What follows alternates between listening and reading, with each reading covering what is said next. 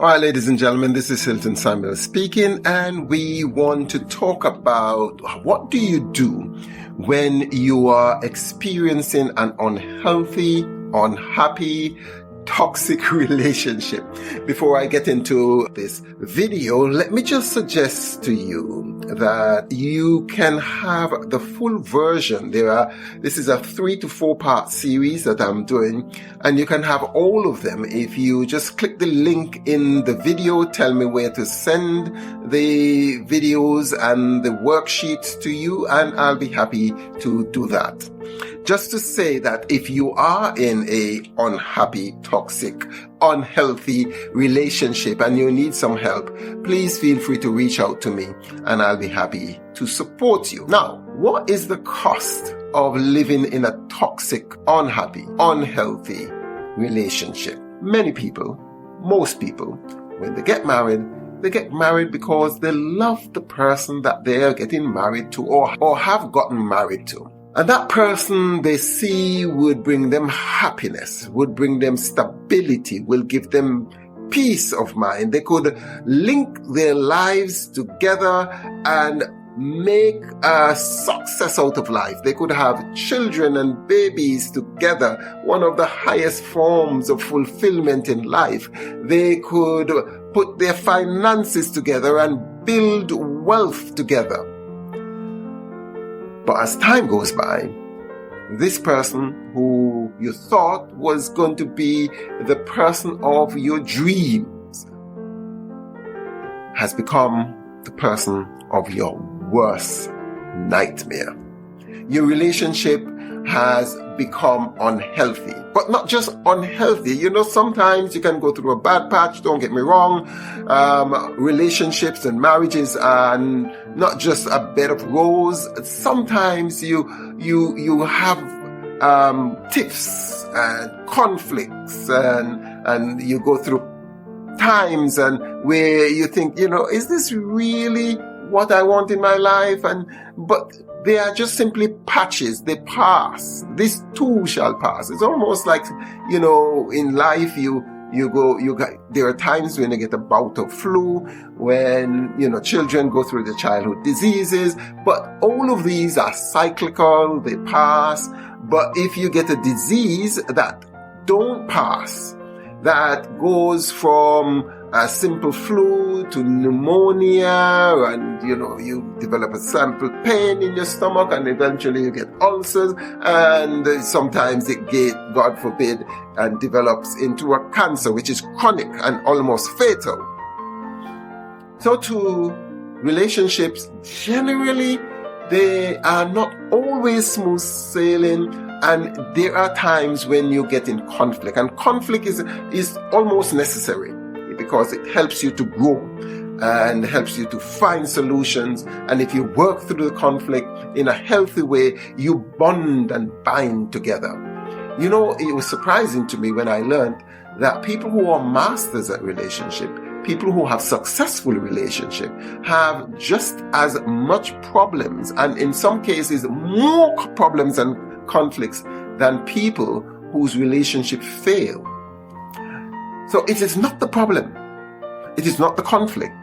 It is actually the capacity, the ability, the skills, and the strategies that you have that could navigate and solve or even go around these conflicts. Now, what happens in unhealthy, toxic, and unhappy relationships that become chronic is that people fight, but they don't know how to resolve their conflict. They don't fully understand how to navigate through these conflicts. And these conflicts become a source of pain, become a source of embarrassment. People are living in what I like this term that I came across. They're living in homes where shadows are never lifted. And in fact, it becomes not just as something that you endure, it becomes something that it's threatening. So emotionally, you can't function. You are stressed out. It bleeds over into life. You can't work. The capacity to function at work at your best becomes impeded because it's your mind is not at rest. You can't fully focus on what you should be doing without thinking of what is happening at home. And some people get into stages of relationship where not only are they having conflicts and arguments and fights, it becomes abusive, where you are constantly spoken down to, where you are attacked. There is shame, put down, invalidation. You become a person that, you eke out an existence and you cower when you think about it. There is a fight for power. Someone wants to dominate you. Someone wants to control you. Someone tells you constantly that you're not good enough. In relationships, you should matter. You are enough. You're important. You want to know that you are loved and that you can give love, but none of this is happening. So what do you do? Now, there are many things you can do, and in another video, I will delve into details of strategies and techniques and mind shifts of how you can go about resurrecting, restoring, regenerating the love that you once had. But I think right now, the most important question you should ask yourself is, what do you want? What do you want? You need to clarify in your mind if this relationship is not serving the purpose that it was intended to, if it is actually harming you, then in your mind, what does a healthy, high-functioning, happy, non-toxic relationship look like? And then I have a series of questions. In fact, I have a questionnaire that you can go through to help you to analyze, because we don't have the time in this short video to go through them. I'll give you some of them. If you really want this tool, this assessment, I'm happy to send it to you. Just send me your details. Let me know where you want me to send it to, and I will definitely send it to you. So these are some of the things that you could ask yourself. Is it really worth it?